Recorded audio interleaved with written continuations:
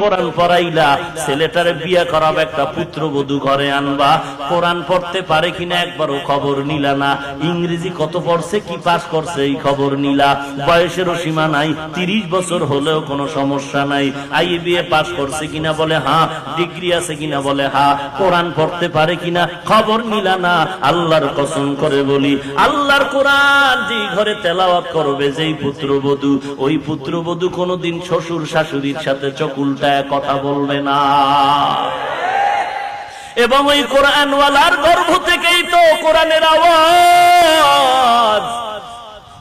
ওরে আম গাছ থেকে আম হবে, কাঁঠাল গাছ থেকে কাঁঠাল, কাঁটাওয়ালা মান্দার কাছে কোনোদিন আমের আশা করা যায় না রে বাবা।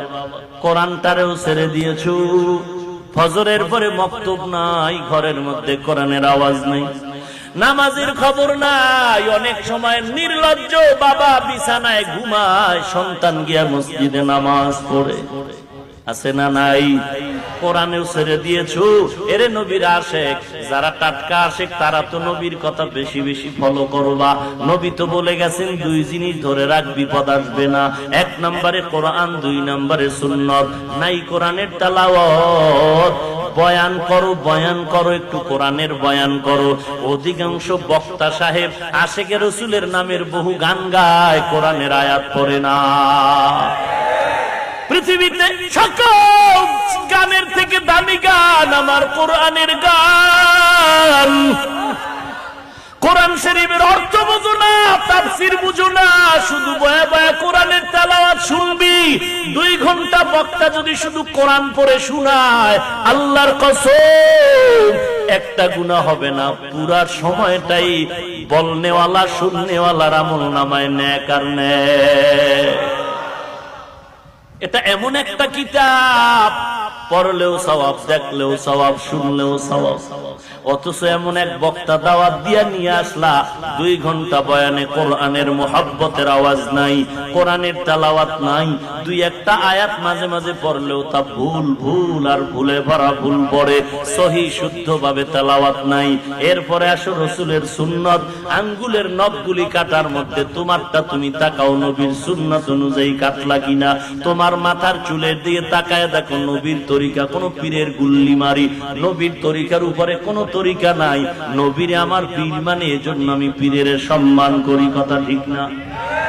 তোমার চুলের মধ্যে নবীর সুন্নাত আছে কিনা বলো, যদি বলো নাই, তাহলে তুমি আমার কাছে ধরা না, তুমি নবীর কাছে বড় ধরা।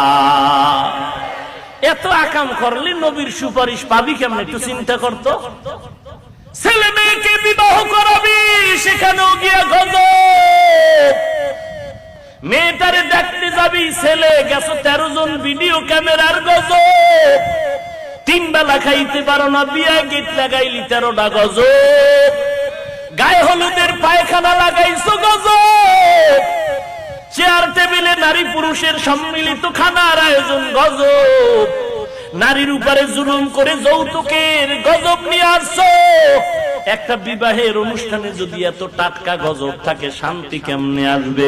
আর এই গজবটা ঘরের মধ্যে আনোয়ার শাহ আসবে না, সালমান শাহ আসবে। তোর দোয়াও কবুল হবে না রে কপাল পরা, তোর দোয়া করলেও কবুল হবে না।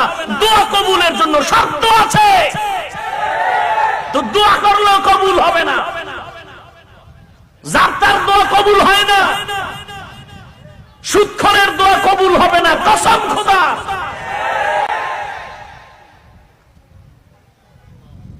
গাদ্দারি কি নবীর সাথে করছো না আমার সাথে করছো, এই চিন্তা করো। পদে পদে পদে পদে রসুলের সুন্নত নাই, আর তোমার উপরে শান্তি আসবে। দোয়া করাও তো বোকামি। সন্তান চাই, বিয়ে করে নাই, হবে? কথা বলেন না কেন?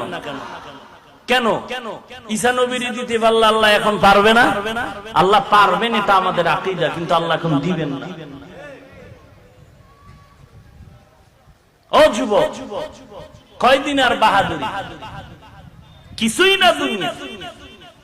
এমন কোন দিন নাই যে যুবকের মরণের খবর নাই, এমন কোন দিন নাই। বাসের নিচে লাশ, পানির মধ্যে লাশ, ঘুমের বিছানায় লাশ আর লাশ। ওরে মুমিন, কই আল্লাহর বান্দির কোল থেকে যখন বাচ্চাটারে সিনায় নেয়, মা সন্তানের মায়ায় চোখের পানি ছাড়লেন। জালেমের দিলটা নরম হলো না, এক পর্যায়ে বাচ্চাটারে আগুনের মধ্যে ফেলে দিল। হাজার হাজার বেঈমানেরা তামাশা দেখতে হাজির।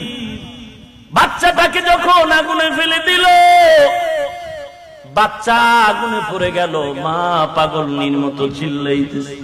আল্লাহ পাকের কুদরত, ইমানের পরীক্ষা। ধৈর্য ধারণ কর, আমি আল্লাহ পাশ করায় দিব।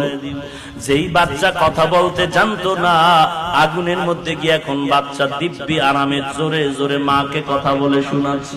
ওরে মা, কোনো ভয় নাই। ইন্নাল্লাযীনা ফাতানুল মুমিনিনা ওয়াল মুমিনাত, শুধু মুমিন পুরুষের উপরে বিপদ নয়, ফিতনা তো তাসলিমার 12টা বাজাইছে তারা। এই জমিনে নাস্তিক থাকতে পারে নাই, অথচ এখন এত মুসলমান থাকার পরেও রাসূলের দুশমনের বিচার কেন হয় না? একমাত্র কারণ, তুমি কার বিরুদ্ধে বিচার চাইবা? তোমার বডির মধ্যেই তো নবীর সুন্নত নাই, তোমার ঘরের মধ্যে তো নবীর সুন্নতের আমল নাই। ঘরের মধ্যে ঢুকবি, ডান পাও দিয়া দোয়া পড়ে সালাম দিয়া ঢুকবা, নবীর সুন্নত। বের হবা, সেখানেও নবীর সুন্নত। বাথরুমে ঢুকবা, কোন পাও দিয়া দোয়া পড়বা, এটা নবীর সুন্নত। খবর নাই, সুন্নত ছেড়ে দিয়েছো, বিপদ আমাদেরকে গ্রাস করে ফেলেছে। আল্লাহর বান্দি সন্তানের কথা শুনে আশ্চর্য হয়ে গেল।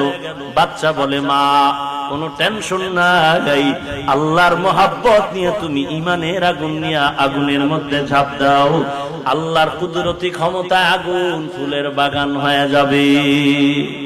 আন্দারামা দরববি বুরহানে হক, তব বিনি ইশরাতে খাসানে হক। আন্দারামা দরকে মান ইজা খোশম, করছে দর সুরত মিয়ানে আতশা। বাচ্চার আওয়াজ শুনে এক পর্যায়ে মাও আগুনের মধ্যে ঝাঁপ দিলেন। মা আর বা সন্তান আগুনের মধ্যে ঝাঁপ দিয়া পড়ার কারণে অবস্থা এমন হলো, চতুর্পাশের বেঈমান আল্লাহর উপর ঈমান এনে ফেলল। জালেমের মাথা গরম হয়ে গেল। একটা মাদ্রাসা বন্ধ করে দিলাম যেন আর মাদ্রাসা না হয়। দেখা গেল একটা বন্ধ করতে না করতে 13টা দাঁড়ায় গেল। একটা ওয়াজ মাহফিলে বাধা দেওয়ার কারণে এখন 3টা মাহফিল দাঁড়ায় গেল। কারণটা কি রে বাবা? এই বাতির পাওয়ার আমার আল্লাহ বাড়ায় দেয়। আল্লাহ পাক যে বাতি জ্বালাবে কেউ নিভাতে পারবে না। ইমানদারের ইমানের উপরে যত আঘাত আসবে, ইমানদারের ইমানের পাওয়ার আরো বেড়ে যাবে। যারা হাত বাড়াবে ওদের হাত নষ্ট হয়ে যাবে, ওদের জীবন ধ্বংস হয়ে যাবে। এরে নবীর উম্মতের দল, আল্লাহর পরীক্ষায় যদি পাস করতে চাও, ধৈর্যের মোহাব্বত নিয়ে সামনে আগাও। ভয় আসবে বেঈমান থেকে, কোনো ভয় নাই। মুমিন ভয় করব কাকে? ইয়া আইয়ুহাল্লাযীনা আমানুত্তাকুল্লাহা হাক্কা তুকাতি ওয়া লা তামুতুন্না ইল্লা ওয়া আনতুম মুসলিমুন। ভাইরা আমার, খারাপ লাগে মনে হয়? এরে নবীর উম্মতের দল, এগো কি বিমান ছেড়ে যায় না?